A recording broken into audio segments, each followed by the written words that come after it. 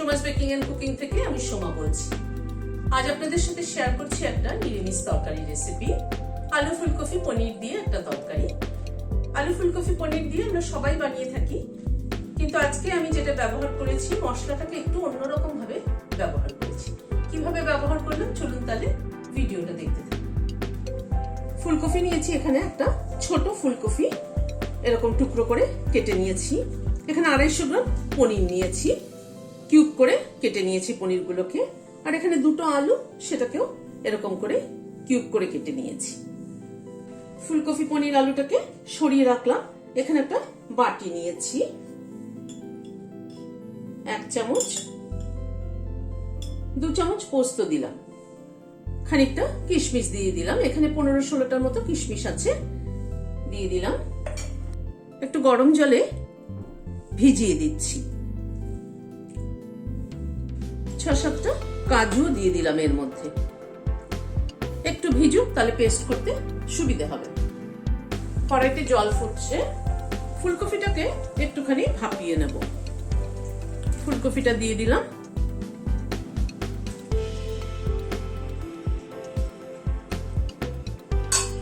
একটু নুন দিয়ে দিলাম। ফুলকপির ভেতরে না পোকা থাকে অনেক সময়, সেই জন্য সবসময় একটুখানি ফুলকপিটাকে গরম জলে জাস্ট হালকা একটুখানি 1-2 মিনিট ফুটলেই নামিয়ে নেওয়া।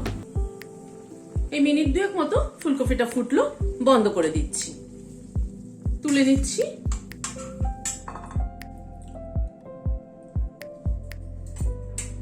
গ্যাসে একটা কড়াই বসালাম, সরষের তেল দিচ্ছি।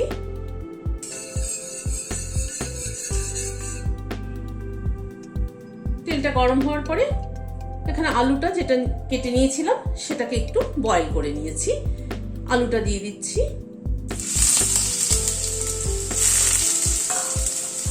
ফুলকপিটাও দিয়ে দিচ্ছি।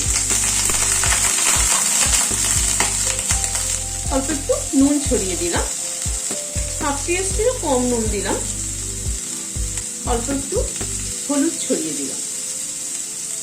নুন হলুদ দিয়ে আলু ফুলকপিটাকে আগে ভালো করে ভেজে নেব।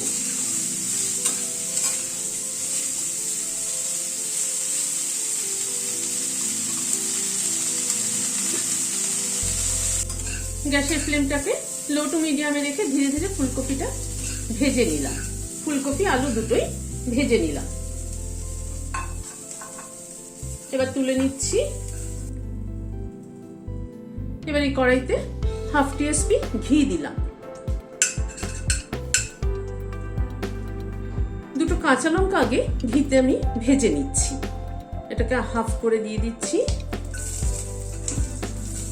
কাঁচা লঙ্কাটা ঘিয়ে ভেজে তুলে নেব, তারপর এটাকে পেস্ট করে নেব। কাঁচা লঙ্কা ঘিয়ে ভেজে দিলে, পেস্ট করে দিলে গন্ধটা কিন্তু দারুণ সুন্দর হয়।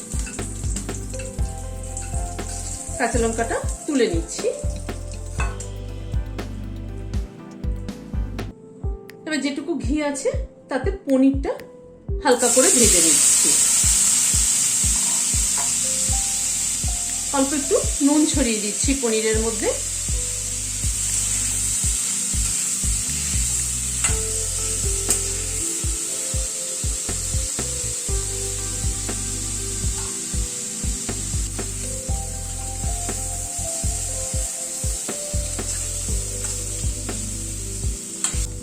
পনিরটা হালকা করে ভেজে নিলাম, তুলে নিচ্ছি।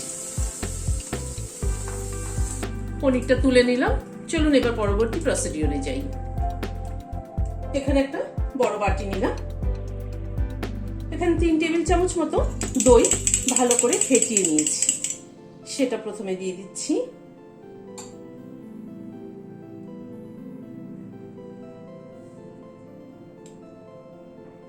কাজু, পোস্ত আর কিশমিশ যেটা ভিজিয়ে রেখেছিলাম সেই পেস্টটাও দিয়ে দিচ্ছি।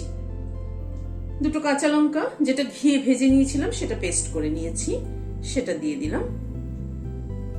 1 চামচ ধনের গুঁড়ো দিলাম। অল্প একটু হলুদ দিলাম, কারণ ফুলকপি ভাজার সময় হলুদ দিয়েছিলাম। হাফ টিস্পুন জিরের গুঁড়ো দিলাম।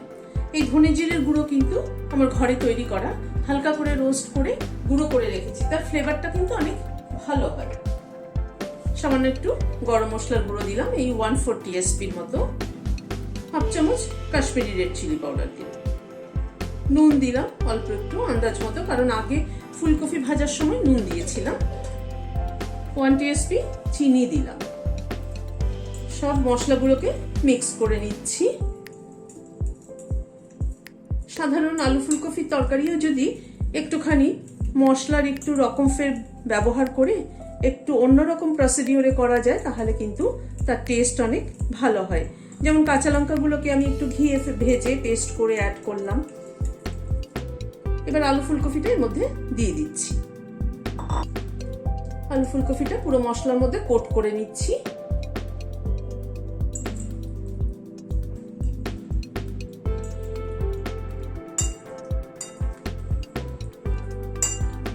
অল্প একটু সরষের তেল দিয়ে দিলাম, এই 1 টেবিল চামচ মতো সরষের তেল দিলাম।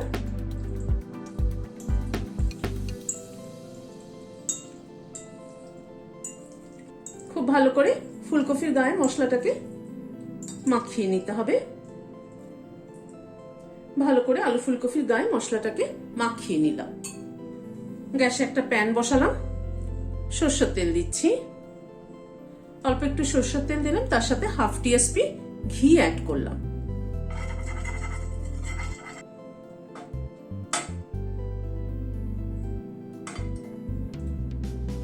একটা বড় এলাচের দানাটা খুলে দানাটা দিলাম,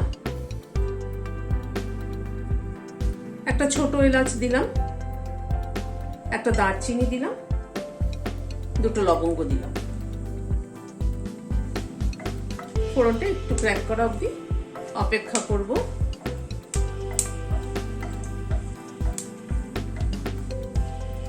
এবার ফুলকপি যেটা মেখে রেখেছি সেটা দিয়ে দিচ্ছি। বাটিটার মধ্যে একটু গরম জল নিয়ে নিচ্ছি, ধুয়ে জলটা দিয়ে দিলাম।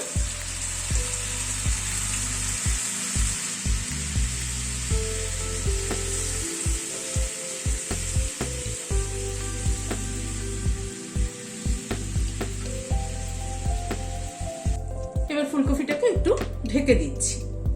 গ্যাসের ফ্লেমটাকে একদম লো টু মিডিয়ামে রেখেছি। মিনিট 5 মতো ঢাকা ছিল, ঢাকাটা খুলছি।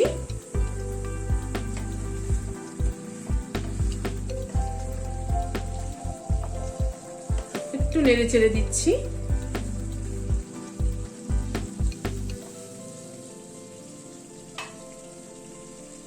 এবার পনিরটা দিয়ে দিচ্ছি। পনির যেহেতু নরম সেই জন্য আগে দিলাম না, খানিকটা হয়ে যাওয়ার পরে পনিরটা অ্যাড করলাম। আর ফুলকপি আলু পনির সবই ভাজা রয়েছে, সুতরাং এইভাবে মেখে বসিয়ে দিলে কিন্তু বেশি সময় লাগে না। এই সব মিলে মিনিট 10 মতো রাখলে পরেই কিন্তু হয়ে যায়।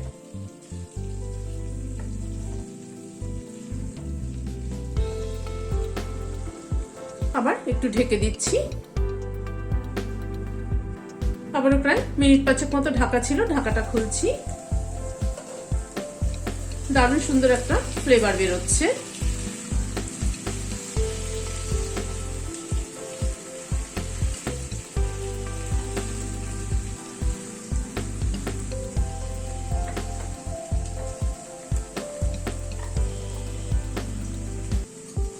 সামান্য একটু গরম জল অ্যাড করছি, জাস্ট গা মাখা হওয়ার জন্য।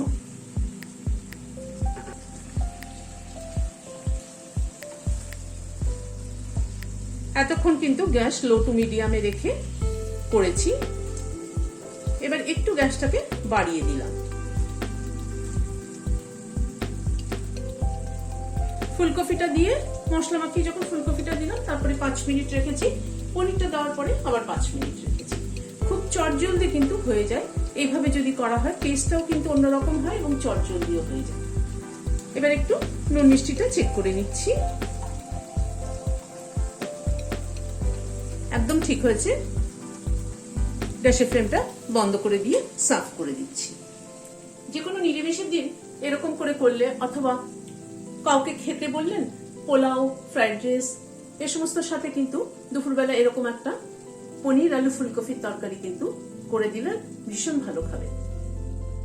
যে কোনো নিরামিষের দিনেই কিন্তু এরকম একটা তরকারি বানিয়ে নেওয়া যায়।